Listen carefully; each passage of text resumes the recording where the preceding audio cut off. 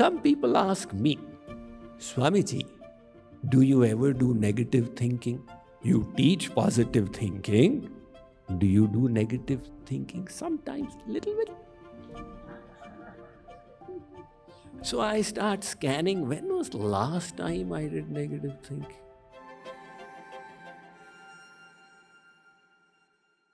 Many people, they are unable to handle problems.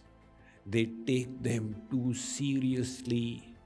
They consider one failure to be the defining event for the rest of their life. And then they carry the label of failure on their head. But they forget that failure is just one nodal point in the flow of life. So, in all the skills we need to develop to succeed in the journey of life, a very important one is how to handle failures, adversities, hardships, and challenges. The first point here is, remember, it's a temporary situation. When the going gets tough, it seems that this is how it will continue. But that's not the case. One king asked his ministers to provide a piece of advice that would stand good in both prosperous and hard times. They consulted the various libraries and came up with an aphorism. They wrote it on a piece of paper, embedded in a casket, put on a ring, and offered the ring to the king and said, whenever you are confused, just open this and read the message.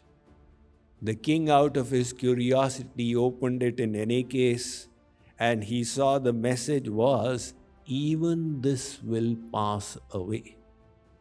At that time, the king was extremely prosperous and popular. He said, I seem to be invincible right now, but the message says it will pass away. A few months went by and the neighboring kingdom attacked this kingdom. They were unprepared, their armies got defeated, the king was on the run with his army scattered, and he was separated from the army with the enemy in hot pursuit. So he reached a cliff's edge and said, I am done for. He went down the cliff the other side and remembered the message. He opened it from the ring, read it. It said, even this will pass away. That gave him some amount of hope. He hid there from the enemy that was catching up, and soon he could hear the horses' hooves were distancing themselves, and he had been saved. He went back, gathered his army again, defended his kingdom, and regained his throne. But this time he knew that this situation of comfort is also temporary. So the Bhagavad Gita informs us, Matra sparshastu kaunteya shitoshna sukha dukkhada agama paino nityastan stitikshasva bharata. Arjun, the non-permanent appearance of happiness and distress is like the coming and going of the winter and summer seasons. You must learn to tolerate them without being disturbed. So the first piece of wisdom we have learned in regard to handling adversity is to remember it is temporary. The second piece of wisdom is to keep an optimistic attitude. Some people are so pessimistic that when they encounter failure, they blame themselves, they see a dark future, and they see nothing good. These are the pessimists. And the optimists, they take a realistic view of the situation Others did not support me this time. I can try harder. This time luck deserted me. Next time I may have better opportunity. In this way, they explain the situation to themselves and remain positive. Consider the difference between this father and mother who just had a baby. After a couple of weeks, the father tested the baby's hearing. He created a sharp sound, and the baby did not respond. The father said, oh my God, my baby is deaf.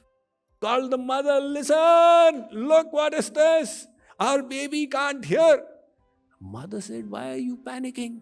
She came, she also created this sharp sound. The baby didn't respond. She lifted the baby and the baby started cooing. She said, why are you worrying? No, the baby could be deaf. She said, all right, let's check up with the pediatrist.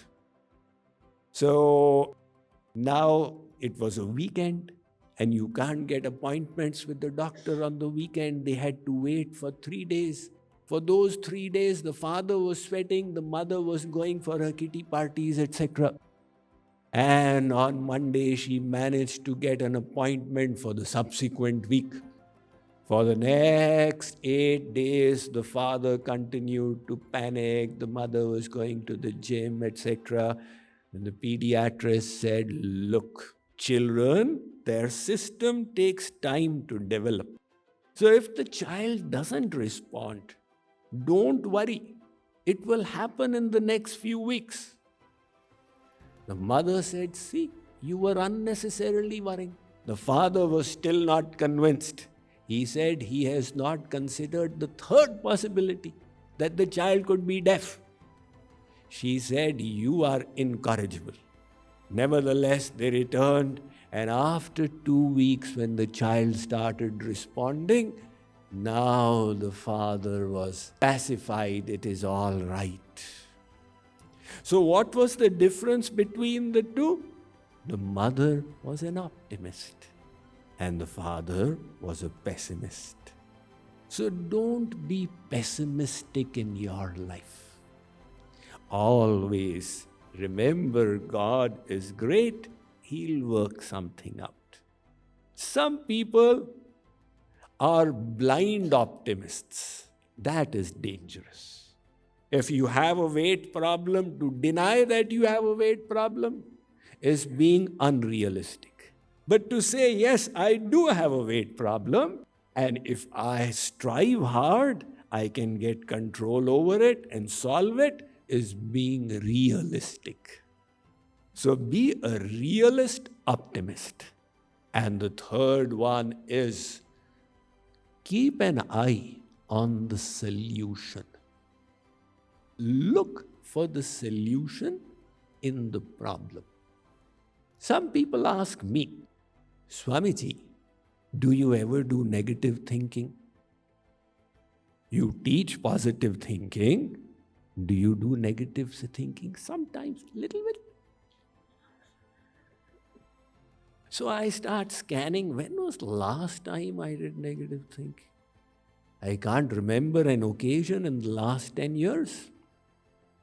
How come you don't do negative thinking? It's a very simple formula.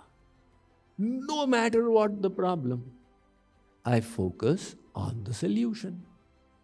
As the Serenity Prayer states, O Lord, give me the strength to bear the things that I cannot change, strength to change the things that I can, and the wisdom to know the difference.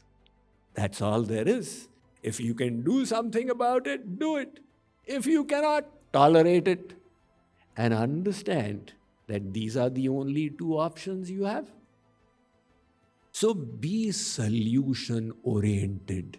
Take inspiration from a 77-year-old Gujarati lady in Mumbai called Urmila Asher.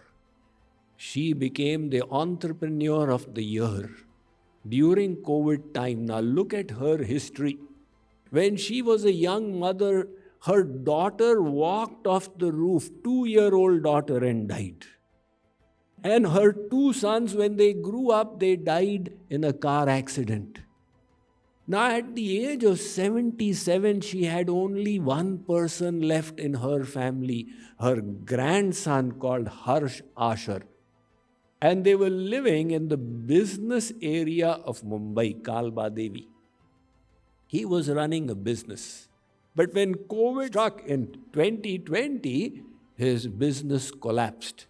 And to top it all, he had a scooter accident and his lip got cut. Now his face was looking ugly. So he lost heart and was unable to go out into the public. His grandmother, Urmila Behen, said, "My child, I lost 3 of my children, but I have still continued with my life. You've lost one little lip and have given up. I'll start a business for you." Now, what kind of business would she start? The grandmother knew only one thing, how to cook. She said, "Why not? People out here are purchasing from restaurants. Will they not like to eat a grandmother's food?" So first day she cooked Gujarati pickles and announced, and all the pickles got sold. After that, she added on the dhoklas and theplas and khakras and patras, etc. It became a super hit. Everybody was talking about the grandmother's food, and she called it Gujarati Ben Nu Nashta. The consequence was she was earning 500,000 rupees a month. And she won the Entrepreneur of the Year award. And then she started getting invited to TED Talks. You can go and check her out on YouTube, etc. She has given TED Talks. A very simple, ordinary lady who probably never even completed school. But why she succeeded was she was solution-oriented. So focus on the solution.